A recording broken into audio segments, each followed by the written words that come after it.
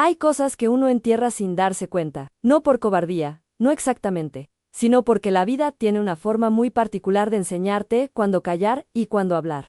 Y a veces, cuando por fin aprendes la diferencia.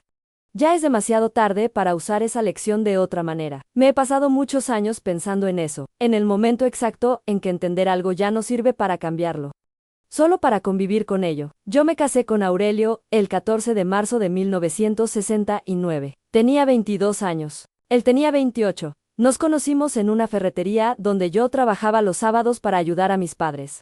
Y él entró a comprar tornillos. Eso fue todo. Tornillos. Me lo encontré 3 sábados seguidos comprando cosas que yo nunca creí que necesitara tanto una sola persona, tuercas una semana, bisagras otra, clavos la siguiente, y al tercero me preguntó si quería tomar un café. Le dije que sí porque me daba lástima. O eso me dije a mí misma. Luego me di cuenta de que no era lástima. Era un hombre tranquilo. Eso es lo primero que te digo porque es lo más importante. Tranquilo de verdad. No de esos que son tranquilos por fuera y tienen un volcán por dentro. Aurelio era tranquilo en el alma. Hablaba poco, no levantaba la voz ni cuando los niños lo ponían de los nervios. Nunca golpeó una mesa ni tiró una puerta. Y había en su manera de estar sentado en una silla algo que me hacía sentir que el mundo estaba en su sitio, que las cosas estaban bien, que yo estaba bien. Esa sensación no tiene precio cuando eres joven y todavía no sabes que no todo el mundo la tiene. Mi madre, que lo conoció antes de que nos casáramos, me dijo una sola vez: ese hombre tiene una tristeza muy adentro que tú no vas a poder quitarle. Yo no le hice caso. Pensé que era una de esas cosas que dicen las madres para guardarte la alegría sin querer. Ahora pienso que ella veía algo que yo no quería ver porque no me convenía. Nos casamos en la iglesia del barrio con una misa corta y una comida en casa de mis padres. No hubo viaje de novios porque no había dinero para esas cosas. Pero sí hubo una semana en un hostal a 30 kilómetros de la ciudad, con una habitación que daba al campo y una cama que crujía, y que a mí me pareció el lugar más hermoso del mundo. Luego volvimos y empezamos lo que yo entonces llamaba la vida real, sin saber todavía que la vida real es simplemente la vida, sin más calificativos ni romanticismos. Tuvimos 3 hijos. Marcos, el mayor, que siempre fue serio y responsable desde pequeño. El tipo de niño que recogía sus juguetes solo, y que ahora tiene una empresa de contabilidad en otra ciudad, y llama los domingos a una hora fija como si fuera una cita de trabajo. Elena, la del medio, que fue la más difícil de criar, y la que más me llama ahora que soy vieja, como si quisiera recuperar el tiempo que perdimos peleando. Y el pequeño, Rodrigo, que se paró un poco en el camino pero que al final encontró su lugar, y cuya historia es larga y merece contarse en otro momento. Los 3 crecieron en la misma casa, con el mismo padre, con los mismos domingos de lentejas y las mismas discusiones por ver quién usaba primero el baño. Aurelio trabajaba en una imprenta, llevaba los números, organizaba los pedidos, conocía a todos los clientes por nombre. Nunca faltó un día en 34 años, ni cuando tuvo la gripe que lo dejó en cama una semana, ni cuando murió su madre, y lo enterramos un miércoles, y al jueves siguiente ya estaba en su puesto. Era así, llegaba a las 7:30 de la tarde, se lavaba las manos con ese jabón de barra que compraba siempre de la misma marca, se sentaba a la mesa, comía lo que hubiera sin quejarse nunca. Y luego se quedaba un rato, leyendo en su sillón, antes de dormir. Los fines de semana salíamos a caminar por el parque de detrás de casa. Los veranos íbamos al pueblo de su madre, en un valle que se ponía verde en julio de una forma que todavía recuerdo cuando cierro los ojos. En diciembre comprábamos el árbol juntos en el mercadillo de la plaza. Era una vida sin grandes alturas ni grandes abismos. Era una vida buena, y yo la quería exactamente así. No fui ciega. Eso. Quiero que quede claro antes de seguir. He pensado muchas veces en estos años, si lo fui, si me hice la tonta, si miré hacia otro lado cuando no debía. Me lo he preguntado con honestidad. En las noches, en que la mente no para. Y cada vez llego a la misma conclusión. No, Aurelio era un hombre sin fisuras visibles. Era coherente, era predecible en el buen sentido de la palabra. Era lo que parecía. No daba señales de tener una vida escondida porque, como entendí mucho después, la parte de su vida que escondía era una que él mismo había aprendido a enterrar muy adentro, en un sitio donde ni él mismo quería mirar. Murió en noviembre de 2004. Un infarto mientras dormía. Tenía 63 años, y ningún problema de corazón diagnosticado, o al menos eso creíamos. Se fue sin avisar, sin agonía, sin despedida. Yo me desperté a las 3 de la madrugada porque noté algo raro en su respiración, un silencio distinto al silencio normal. Y cuando lo llamé por su nombre ya no me contestó. Eso fue todo. Así de rápido. Así de sin aviso. Se puede ir alguien que lleva 35 años durmiendo a tu lado, lo llamas por su nombre y ya no está. Los primeros meses después de que murió son borrosos en mi memoria. No borrosos de tristeza, aunque tristeza había, mucha. Borrosos de una manera más extraña, como cuando tienes fiebre alta, y el tiempo no transcurre igual que los demás días. Los hijos vinieron, organizaron cosas. Se turnaron para acompañarme. Elena se quedó 2 semanas seguidas durmiendo en la habitación de invitados. Marcos volvía los fines de semana en tren desde su ciudad. Rodrigo llamaba todos los días a las 9 de la noche con una puntualidad que nunca había tenido para nada, y que me enterneció más de lo que pude decirle. La vida fue tomando una forma nueva, más pequeña, más silenciosa. Como un abrigo que antes era de 2, y de pronto te queda demasiado grande por todos los lados. Hay una soledad particular en los objetos de otra persona cuando esa persona ya no está, en su taza de café, en sus zapatillas debajo de la cama, en el lado de la cama que nadie ocupa. Yo tardé meses en dejar de poner 2 vasos en la mesa a la hora de cenar. Fue en marzo del año siguiente cuando encontré las cartas. Estaba ordenando el dormitorio que había sido nuestro durante décadas, decidiendo qué guardar y qué dar a los hijos. Que donar y que simplemente dejar ir. Era una tarde de sábado con luz buena que entraba por la ventana y yo tenía la radio puesta para no escuchar el silencio, en el fondo del armario ropero. Detrás de una caja de zapatos que reconocí como suya porque tenía el nombre de la zapatería donde siempre compraba, había otra caja. Era de cartón marrón oscuro, sin etiqueta, sin nada escrito por fuera. Cerrada con una goma elástica que se rompió en cuanto la toqué de lo vieja que estaba. Me senté en el suelo del dormitorio con esa caja en el regazo. Me quedé así un momento que no sé cuánto duró. Podían ser 2 minutos o podían ser 20. Tenía la radio encendida todavía. Y recuerdo que estaban poniendo una canción antigua. Una de esas que uno conoce pero no sabe de dónde. Luego la abrí. Había cartas, muchas cartas. Escritas a mano, con una letra que no era la de Aurelio. En papel fino y amarillento por el tiempo. Algunas con fechas que se remontaban a antes de que nos casáramos. A finales de los años 60, y había fotografías pequeñas, en blanco y negro las más antiguas, en color las más recientes, y había un cuaderno pequeño, de tapas azules, lleno de la letra de Aurelio, esa letra apretada y recta que yo había visto tantas veces en las listas de la compra y en las notas que me dejaba en la nevera. No voy a entrar en todos los detalles porque hay cosas que pertenecen a los muertos, y que uno no tiene derecho a repartir a los 4 vientos. Lo que sí puedo decir es lo siguiente. Aurelio había tenido, durante años, antes de conocerme, y también durante una parte de nuestro matrimonio, una relación con otro hombre. No sé cuánto tiempo me quedé sentada en ese suelo. Lo que sí recuerdo con precisión es que en algún momento empezó a oscurecer y yo no había encendido la luz. Y que la radio se callaba, y seguía hablando, y yo no escuchaba nada de lo que decía. Y recuerdo que no lloré, no en ese momento. Eso me sorprendió mucho después. Cuando ya pude pensar en ello con cierta distancia, que no lloré, lo que sentí fue otra cosa, algo más parecido a una reorganización interna, como cuando mueves un mueble que llevaba décadas en el mismo sitio, y de pronto el cuarto tiene una forma diferente, la luz cae de otro modo, los rincones no son los mismos. Pero el cuarto sigue siendo el mismo cuarto, las paredes son las mismas, el suelo es el mismo, solo que hay una marca clara en el suelo donde estaba el mueble. Una señal que te dice que algo estuvo ahí todo ese tiempo, justo delante de ti, y que tú no lo veías porque habías dejado de mirar. Busqué en mi memoria. Fui hacia atrás con una linterna que no tenía antes, iluminando rincones que creía que ya conocía. Y lo que encontré no fue engaño en el sentido en que yo lo entendía entonces. No encontré mentiras activas.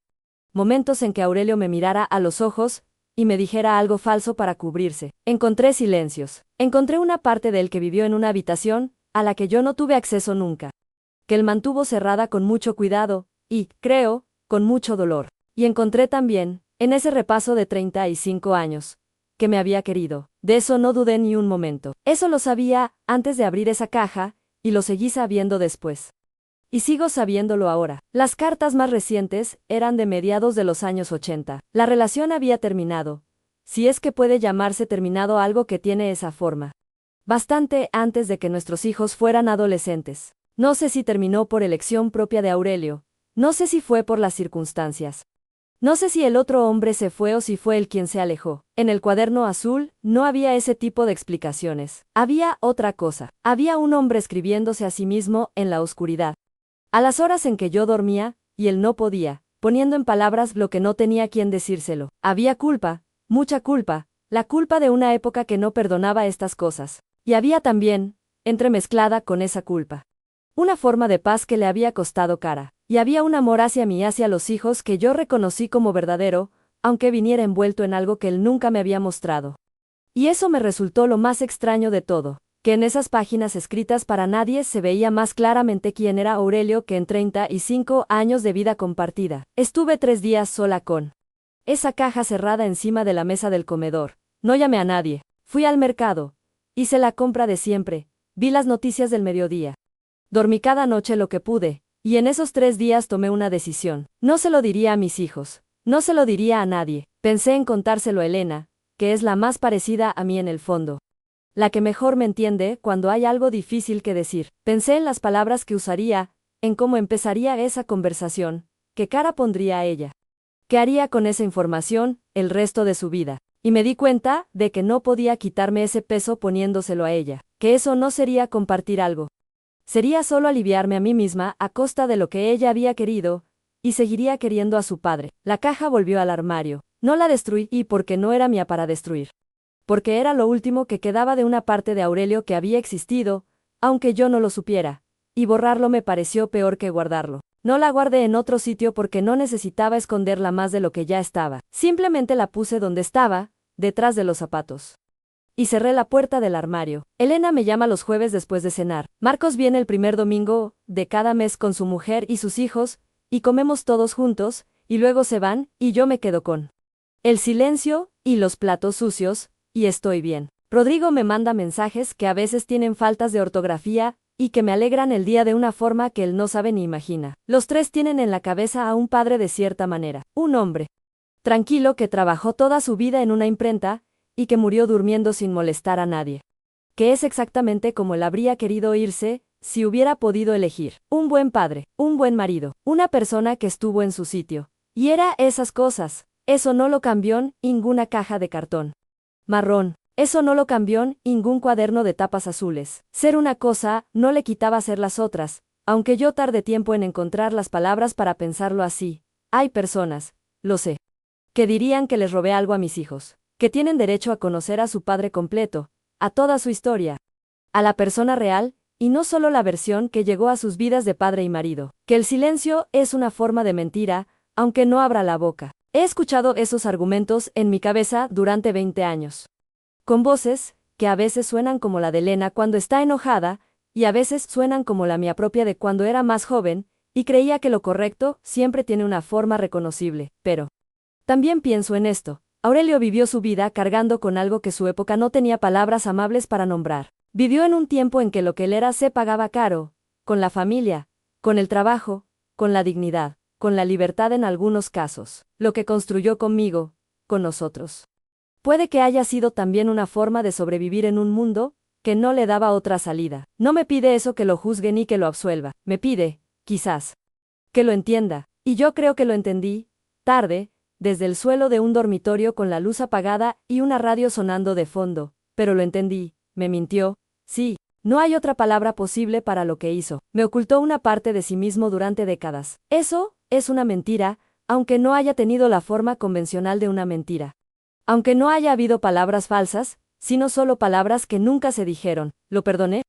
Esa palabra tampoco me parece exacta para lo que pasó en mí. No estaba enojada con él de una forma que necesitara el perdón para cerrarse. Estaba triste por él. Triste por todos los años que vivió dividido, por las cosas que no pudo decirme, por el peso que cargó solo durante décadas, sin poder compartirlo con nadie. Esa tristeza fue honesta, y sigue siéndolo. No se fue con el tiempo. Se acomodó, que no es lo mismo, y se viene en callar.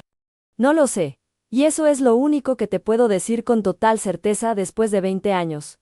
No lo sé. Hay días en que estoy completamente convencida de que protegí algo que valía la pena proteger, la memoria de un hombre bueno. La paz de 3 personas que lo quisieron sin complicaciones. Hay otros días en que me pregunto si lo que protegí fue solo la comodidad, la imagen, la tranquilidad de una familia que quizás merecía tener una conversación difícil, aunque doliera, aunque cambiara las cosas. En esos días no duermo bien y me levanto cansada, pero no me arrepiento de la decisión. Eso es diferente a saber si estuvo bien. Uno puede haber elegido algo, sostenerlo durante 20 años y seguir sin saber si fue lo correcto. Eso es lo que nadie te enseña cuando eres joven, y todo parece tener una respuesta clara, que se puede vivir con las dos cosas al mismo tiempo. Con la certeza de que elegiste, y con la duda permanente de si elegiste bien. Y que eso no te vuelve cobarde ni valiente, te vuelve simplemente humano. La caja sigue en el armario. Hace 3 años, cuando me tuve que cambiar de habitación porque las rodillas ya no me dan para las escaleras, la traje conmigo a la habitación nueva. Está en el fondo, detrás de otras cajas, donde nadie la buscaría porque nadie sabe que existe. A veces pienso en qué pasará con ella cuando yo me vaya, y aún no tengo respuesta para eso. A veces, cuando no duermo, enciendo la lamparita pequeña de la mesita de noche, y me quedo un rato pensando en Aurelio. No en el Aurelio que encontré en esas cartas. No en ese hombre que vivió en la oscuridad una parte de sí mismo, sino en el que se sentaba en su sillón, y hacía que el mundo pareciera en su sitio con solo estar ahí, en el que compraba tornillos que no necesitaba para tener una excusa de volver a verme, en el que se quedó conmigo 35 años, y me quiso de la única manera que supo y que pudo, en el que nunca me levantó la voz, en el que sostuvo a Rodrigo cuando se perdió, en el que bailó con Elena en su boda, aunque detestaba bailar, en el que le enseñó a Marcos a montar en bicicleta una tarde de verano en el aparcamiento vacío del colegio. Ese hombre existió. Todo lo que hizo existió. Y una caja de cartón marrón no lo borra, ¿no? Sé si eso es suficiente. No sé si alguna vez llegué a saberlo, pero es lo que hay, y es lo que fue, y ya no puedo ni quiero cambiarlo. Si has llegado hasta aquí, y has escuchado todo esto, me alegra que lo hayas hecho. No te pido que estés de acuerdo conmigo. No te pido que me des la razón ni que me digas que hice lo correcto. Porque no lo sé yo misma. Lo que sí te pido, si puedes, es que le des a este canal un me gusta. Porque eso ayuda mucho a que estas historias lleguen a más personas que quizás también tienen algo guardado en el fondo de un armario, y no saben bien qué hacer con ello. Y si todavía no te has suscrito, puedes hacerlo ahora mismo. Es muy sencillo, hay un botón aquí cerca. Y así no te perderás las historias que vienen. Que son muchas y ninguna igual a esta. Si tú has vivido algo parecido alguna vez. Si has tenido que guardar un secreto, que no era tuyo para guardarlo. O si has tomado una decisión difícil que todavía no sabes si fue la correcta, me gustaría leerlo abajo en los comentarios. No para juzgar a nadie, solo para saber que no somos tan pocos los que hemos tenido que elegir sin manual y sin garantías. Gracias por estar aquí, por escuchar. Hasta la próxima.